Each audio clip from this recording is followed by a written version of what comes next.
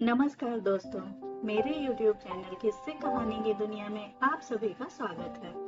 आज हम सुनेंगे सिंहासन बत्तीसी की 28वीं कहानी वैदेही पुतली की कथा। आइए सुनते हैं। लगातार 27 पुतलियों से राजा विक्रमादित्य की महानता की कहानी सुनकर परेशान हो चुके राजा भोज ने एक बार फिर सिंहासन पर बैठने की कोशिश की।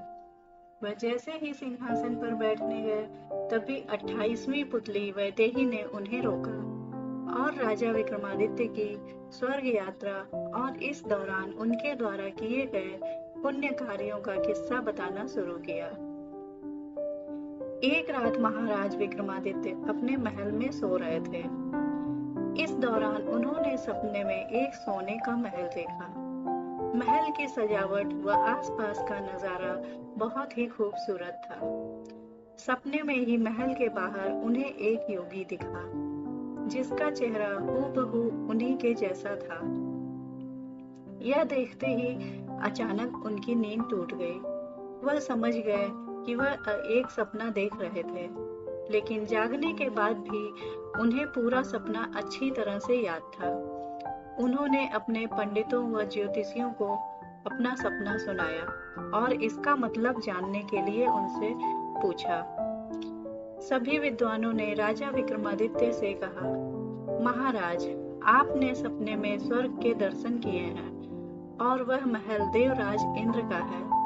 देवताओं ने शायद आपको सशरीर स्वर्ग आने का निमंत्रण दिया है। अपने विद्वानों की यह बात सुनकर विक्रमादित्य आश्चर्यचकित हुए। उन्होंने पंडितों से पूछा, स्वर्ग जाने का रास्ता कौन सा है और इस यात्रा में किस किस चीज की जरूरत पड़ सकती है। काफी सोचने के बाद सभी विद्वानों ने उन्हें वह मार्ग बताया जहां से स्वर्ग में प्रवेश किया जा सकता है। इसके साथ ही उन्हें यह भी कहा कि जो हमेशा भगवान को याद करता है और धर्म का पालन करता है, वही स्वर्ग जा सकता है। इस पर राजा ने कहा कि काम करते हुए कभी न कभी उनसे अनजाने में कोई गलत काम जरूर हुआ होगा। साथ ही कई बार राजकाज के कारण भगवान की पूजा करना भी छूट जाता है। इस पर सभी ने एक मत होकर कहा, महाराज, अगर आप इस काबिल नहीं होते तो आपको स्वर्ग के दर्शन ही नहीं होते। सभी के कहने पर राजा विक्रमादित्य राजपुरोहित को अपने साथ लेकर स्वर्ग जाने के लिए निकल पड़ते हैं। अपने विद्वानों के कहे अनुसार उन्हें इस यात्रा के दौरान 2 पुण्य कर्म भी करने थे। यात्रा से पहले राजा ने अपना शाही वेश त्याग दिया था। वह आम लोगों की तरह कपड़े पहनकर यात्रा कर रहे थे। यात्रा के दौरान रात में वह एक नगर में आराम करने के लिए रुक गए। कुछ देर बाद उन्हें एक बुजुर्ग महिला रोती दिखी। वह काफी परेशान थी। राजा विक्रमादित्य ने उस बुजुर्ग महिला से रोने का कारण पूछा। बुजुर्ग महिला ने बताया, मेरा एक इकलौता बेटा सुबह जंगल गया था, लेकिन अभी तक लौटा नहीं। राजा विक्रमादित्य ने उससे पूछा, आपका बेटा जंगल किस काम से गया है? बुढ़िया ने बताया, मेरा बेटा रोज सुबह जंगल से सूखी लकड़ियां लाता है और शहर में बेचता है। इसी से परिवार का गुजारा होता है। राजा ने बुढ़िया से कहा, चिंता मत करो, आपका बेटा आ जाएगा। इस पर बूढ़ी औरत ने कहा, जंगल बहुत घना है और वहाँ कई खतरनाक जानवर हैं। मुझे डर है कि कहीं किसी जानवर ने उसे अपना शिकार न बना लिया हो। बुढ़िया ने आगे कहा, शाम से मैं कई लोगों से विनती कर चुकी हूँ, लेकिन कोई भी मदद नहीं कर रहा है। मैं बूढ़ी हो चुकी हूँ, इसलिए खुद जंगल जाकर उसे ढूंढ नहीं सकती। यह सुनकर विक्रमादित्य ने कहा कि वह उनके बेटे को ढूंढ कर लाएंगे। इसके बाद राजा विक्रमादित्य लड़के की खोज में जंगल में चल दिए। जंगल में उन्हें एक नौजवान युवक कुल्हाड़ी लेकर पेड़ पर दुबका बैठा मिला और उस पेड़ के नीचे एक शेर घात लगाए बैठा दिखा। विक्रम ने कोई रास्ता निकालते हुए शेर को वहां से भगा दिया और उस युवक को अपने साथ लेकर बुढ़िया के पास लौट आए। बुढ़िया बेटे को देखकर बहुत खुश हुई और विक्रम को ढेरों आशीर्वाद मिले। इस तरह बुढ़िया को चिंता मुक्त करके राजा ने एक पुण्य का काम किया। रात को आराम करने के बाद उन्होंने अगली सुबह फिर से अपनी यात्रा शुरू की। चलते चलते वह समुद्र के किनारे पहुंच गए। वहां उन्होंने एक महिला को रोते हुए देखा। जब वह उसके पास गए तो देखा कि समुद्र के किनारे पर एक जहाज खड़ा है और कुछ लोग उस पर सामान लाद रहे हैं। जब उन्होंने महिला से रोने का कारण पूछा तो उसने बताया, कुछ महीने पहले ही मेरी शादी हुई है और अब मैं गर्भवती हूँ। मेरे पति इसी जहाज पर काम करते हैं और आज जहाज दूर किसी देश जा रहा है। यह सुनकर राजा विक्रम ने कहा, इसमें परेशानी की क्या बात है? कुछ ही समय बाद तुम्हारा पति लौट आएगा। इस पर उसने अपनी चिंता का कारण कुछ और बताया। उसने कहा, कल मैंने सपने में सामान से लदे एक जहाज को समुद्र के बीच भयानक तूफान में गिरते देखा है। तूफान इतना तेज था कि जहाज टूटकर समुद्र में डूब गया और सभी सवार लोग मर गए। उस महिला ने आगे कहा, अगर यह सपना सच हुआ तो मेरा क्या होगा और मेरे होने वाले बच्चे की देखभाल कैसे होगी? राजा विक्रमादित्य को यह बात सुनकर बहुत दया आ गई। उन्होंने समुद्र देवता द्वारा दिए गए शंख को महिला को दिया और कहा, यह अपने पति को दे दो और उससे कहो, जब भी तूफान या कोई अन्य प्राकृतिक आपदा आए तो इस शंख को फूंक दे।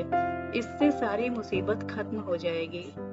उस औरत को विक्रमादित्य की बात पर विश्वास नहीं हुआ और वह शक की नजर से उन्हें देखने लगी।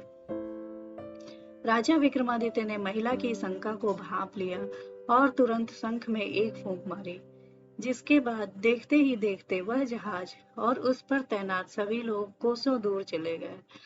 अब दूर दूर तक सिर्फ समुद्र नजर आ रहा था।